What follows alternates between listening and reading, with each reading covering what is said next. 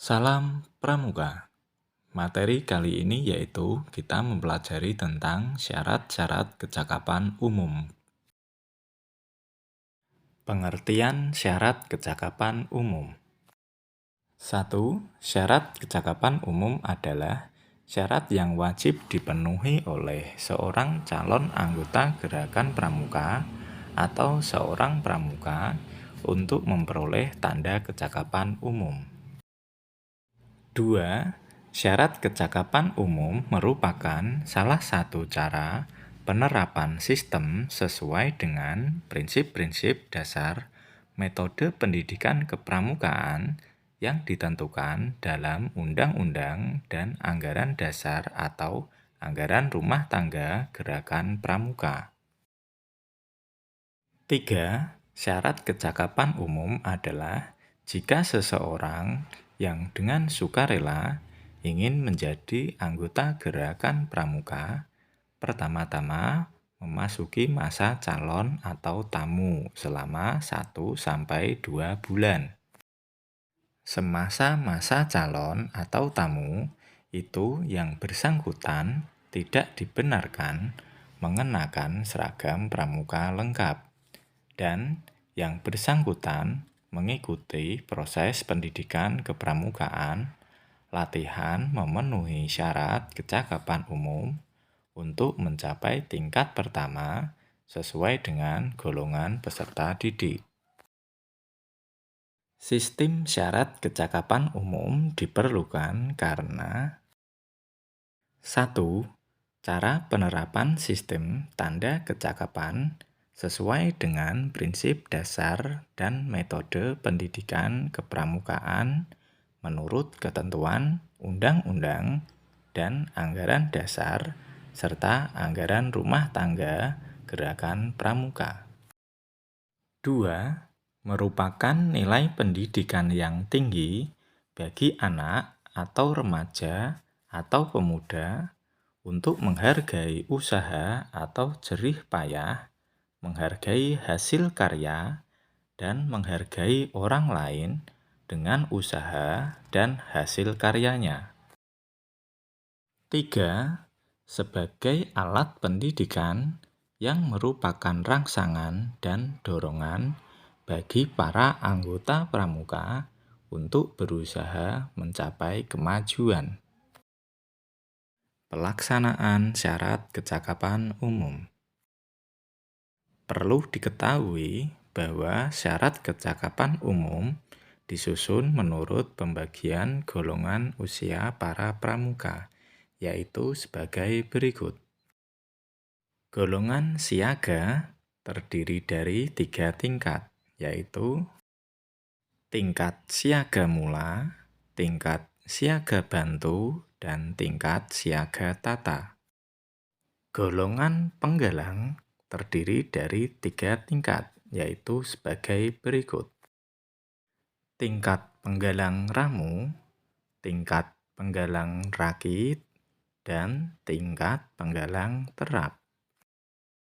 Golongan penegak terdiri dari 2 tingkat, yaitu tingkat penegak bantara dan tingkat penegak laksana. Sedangkan golongan pandega terdiri dari 1 tingkat saja, yaitu tingkat pandega. Hal-hal yang perlu diketahui tentang syarat kecakapan umum. Tanda kecakapan umum yang dimiliki peserta didik sesuai dengan situasi dan kondisi mental atau fisik atau kemampuan yang bersangkutan haruslah terjamin bahwa kecakapan itu cukup dapat dipertanggungjawabkan. Penguji SKU adalah pembina pramuka atau pembantu pembina yang langsung membina pramuka yang diuji. Pembina yang bersangkutan dapat meminta orang lain, yaitu orang yang profesional di bidangnya. Khusus mengenai ujian syarat-syarat tentang Satya dan Dharma Pramuka, supaya dilakukan sendiri oleh pembina atau pembantu pembina pramuka yang diuji. Ujian SKU supaya dilakukan perseorangan, tidak secara berkelompok. Mungkin ada yang harus dilaksanakan secara berkelompok, misalnya diskusi. Pelaksanaan ujian syarat kecakapan umum. Ujian SKU dilakukan dengan menguji mata-mata ujian satu demi satu. Ujian dilakukan dengan urutan mata ujian yang dikehendaki oleh anggota. Ujian dilakukan pada waktu-waktu yang sudah disepakati bersama antara penguji dan pramuka yang diuji. Ujian SKU sebaiknya dilakukan dengan praktek dan secara praktis. Setiap kali seorang pramuka lulus dalam ujian SKU, maka penguji memberikan tanda tangan pada buku SKU yang dimilikinya. Ujian SKU dapat dilakukan dengan langsung tidak langsung.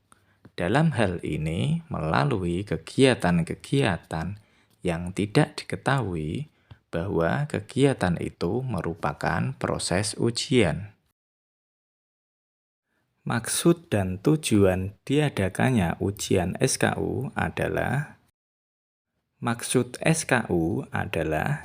melaksanakan sistem tanda kecakapan sesuai dengan prinsip-prinsip dasar metode pendidikan kepramukaan menurut ketentuan Undang-Undang Pramuka dan anggaran dasar dan anggaran rumah tangga Gerakan Pramuka.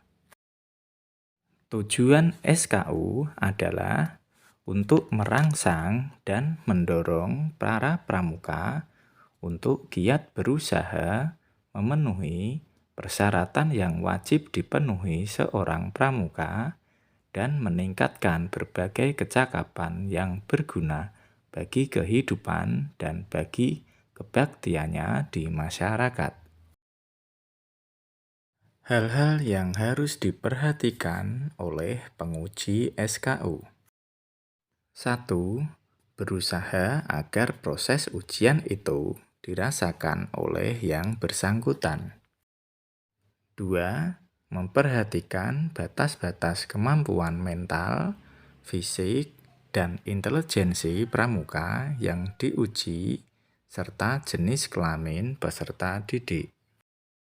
3. Memperhatikan ikhtiar, ketekunan, dan kesungguhan yang sudah dijalankan oleh anggota pramuka yang diuji. Keempat, memperhatikan adat istiadat dan kebiasaan setempat serta agama yang dianut oleh anggota yang bersangkutan. Kelima, memperhatikan kemauan dan keselamatan. Demikianlah materi pramuka kali ini. Semoga bermanfaat dan terima kasih. Salam Pramuka.